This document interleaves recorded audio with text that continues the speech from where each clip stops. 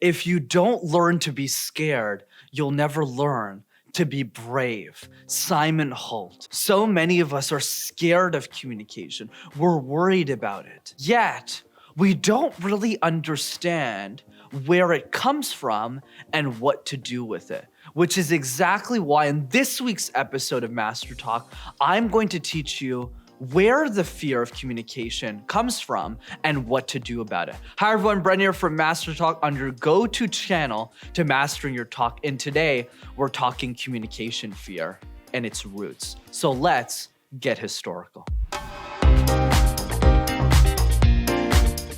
Number one, where does the fear of communication come from? You know, if you asked me this question a few years ago, I probably would have told you New York City, London, or Los Angeles. In other words, I didn't really know where it came from, but thankfully, I matured over time and realized that the fear of communication begins in the education system. Think about it. Elementary school, high school, middle school, that's where you first learn as a kid how to communicate ideas in a formal way.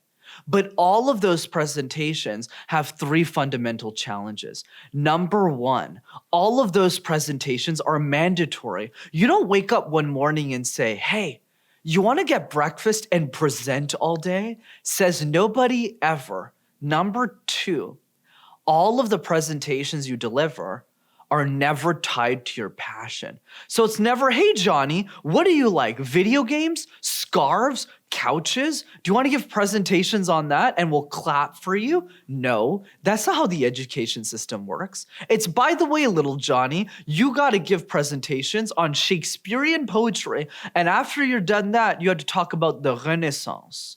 And Johnny's looking at the crowd and going, oh my God, this is going to be a long one. And you do this over and over again in math, in science, in history, in gym class, in music class. You're constantly presenting topics you don't even care for. And number three, which is the worst of all, every single presentation you deliver as a kid is tied to a punishment. Isn't that crazy? Every time you present, if you don't do a great job, you get punished for it.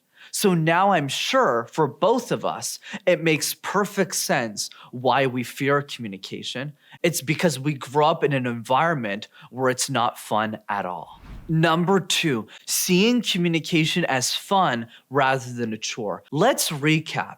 So now we learned in the education system that every presentation, 100% of them, were mandatory, never tied to our passions, and always involved a punishment.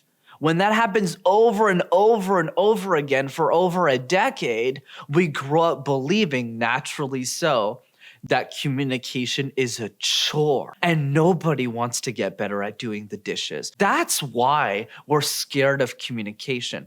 Here's an analogy to help us out. Let's take sports. Why do guys grow up loving sports? The reason is because the memories they have as kids, as children around sports, is really positive. Going out with their friends, shooting hoops, spending the weekends watching the Super Bowl or some other sport with their dad and having a great time doing it. Those are the memories we grow up.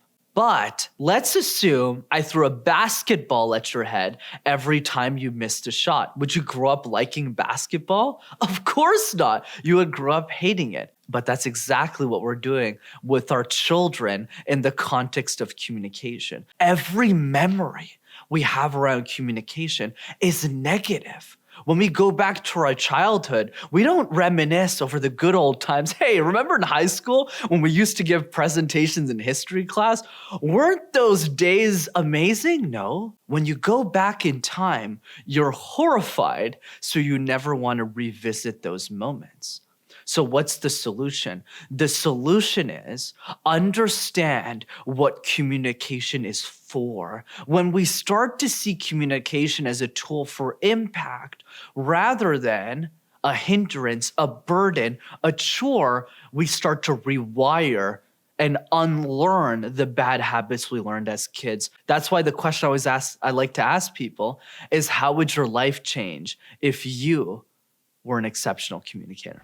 And finally, number 3, understanding the purpose of public speaking and communication. The best communicators in the world love communication, even if they might be anxious, even if they might be scared when delivering their message sometimes, because they see it as a positive. Here's an easy way to think about it. Think about kids in theater, introverted, shy kids in theater. Whenever they give a play, they give a recital. Sure, they might be nervous, but their frame around communication is positive.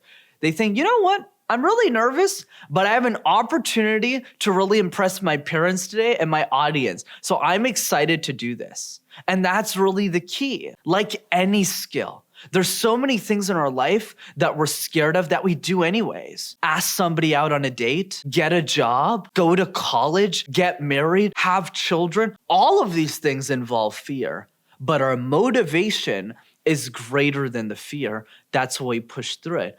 Why don't we bring that same analogy to communication? In other words, let's find a stronger motivation for ourselves to master communication, which goes back to the question, how would your life change if you were an exceptional communicator? And for all of us, my friends, the answer is different. You don't need to be the next Tony Robbins, though some of you might want to be. I want to impact millions of people's lives, and that's great. Start a YouTube channel and be amazing.